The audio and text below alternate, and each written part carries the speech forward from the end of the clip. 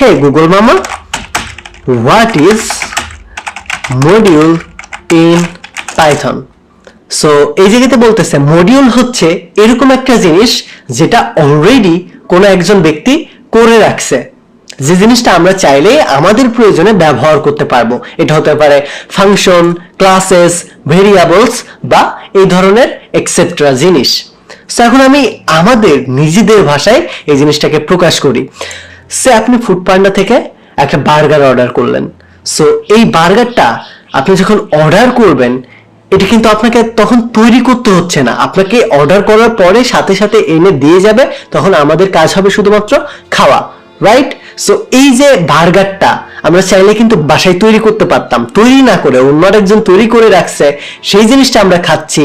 এই যে অন্য মানুষের তৈরি করা জিনিস যে আমরা খুব সহজে ব্যবহার করতে পারতেছি বা খাইতে পারতেছি, কনসেপ্টটা ঠিক এইরকমই, যে মডিউল হচ্ছে অন্য মানুষের তৈরি করা, আমরা জাস্ট কোনো একটা মাধ্যম দিয়ে কল করে জাস্ট এই জিনিসটা ব্যবহার করি বা এটা ভোগ করি।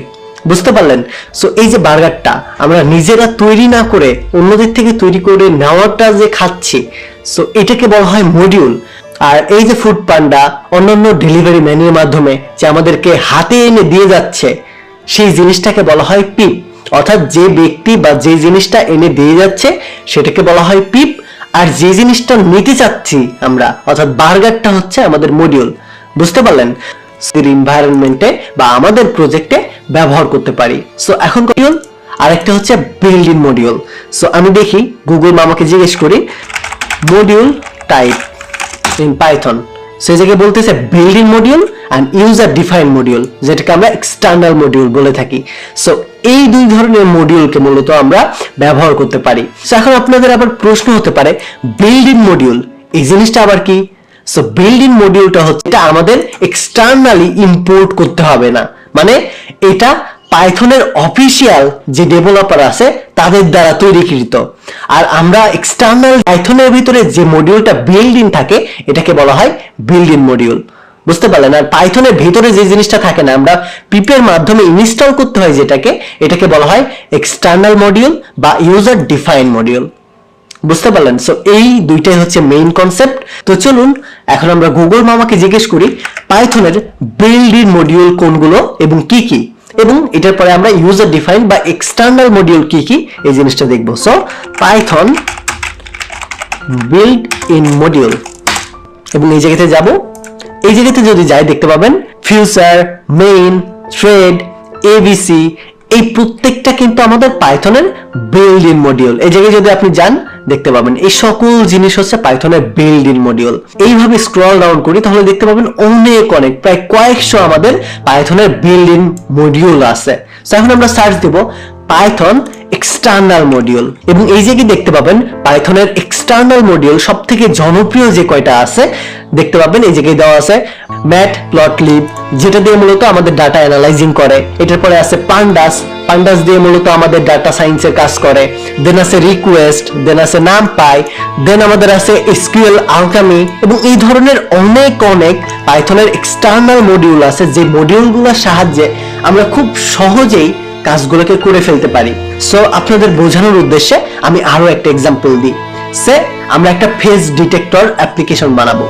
সো আমাদের ফেস ডিটেক্টর বানানোর জন্য আগে এআই ট্রেন করতে হবে, সেই ডেটাগুলোকে ট্রেন করে বুঝাইতে হবে যে ফেসের এই জায়গাতে এটা থাকবে, ছেলে হলে এরকম চেহারা হয়, মেয়ে হলে এরকম চেহারা হয়, চোখ ছোট থাকলে এটা হবে, চোখ বড় হলে এটা হবে, মানে সব কিছু ইচ অ্যান্ড এভরিথিং জিনিস আমাদেরকে উল্লেখ করতে হবে। দেন সেই ফেস ডিটেক্টর দিয়ে কি করব এই জিনিসটা আমাদেরকে বলে দিতে হবে। বাট এরকম যদি হতো যে অলরেডি আমাদের এই জিনিসটা মেক করা আছে, শুধুমাত্র আমাদের মেইন যে কাজটা অর্থাৎ ফেস ডিটেক্টর দিয়ে আমরা কি করব, ফেস ডিটেক্টর দিয়ে আমরা ক্যামেরা বানাবো নাকি আমরা ফেস ডিটেক্টর দিয়ে লগইন রেজিস্ট্রেশন ফর্ম বানাবো, এইটা করব। অর্থাৎ আমাদের নতুন করে আবার ফেস ডিটেক্টরকে বানাতে হবে না, ফেস ডিটেক্টর অলরেডি একজন বানাই রাখছে, এটাকে জাস্ট আমরা ইম্পোর্ট করার মাধ্যমে জাস্ট ওটার পরের স্টেপটা করতে পারবো। অর্থাৎ ফেস ডিটেক্টর একটা মডিউল, এটাকে ইউজ করে এখন আমরা কি কাজ করতে চাই এটা করতে পারবো। সো আমরা এটাকে চাইলে লগইন রেজিস্ট্রেশন সিস্টেম বানাইতে পারবো, এটাকে চাইলে আমরা ক্যামেরা বানাইতে পারবো, এটার মাধ্যমে আমরা জেন্ডারের যে মাধ্যমে এটা জানতে পারবো সে কি ফিমেল নাকি মেল। সো এই জিনিসটা স্পেসিফিক ভাবে জানার কাজটা আমরা এই ছোট ছোট মডিউল ইনস্টল করার মাধ্যমে জানতে পারি। সো আপনার কাছে যদি কঠিন লেগে থাকে তাহলে অরিড হওয়ার কিছু নাই, আমি আরো একটা এক্সাম্পল দিচ্ছি। সে আমরা অনেকেই কিন্তু যদি কোনো একটা ওয়েবসাইটে যাই, সে চ্যাট জিপিটি আমি যাব, সো আমি এখন ওপেন এয়ার চ্যাট জিপিটিতে লগ ইন করতে যাব।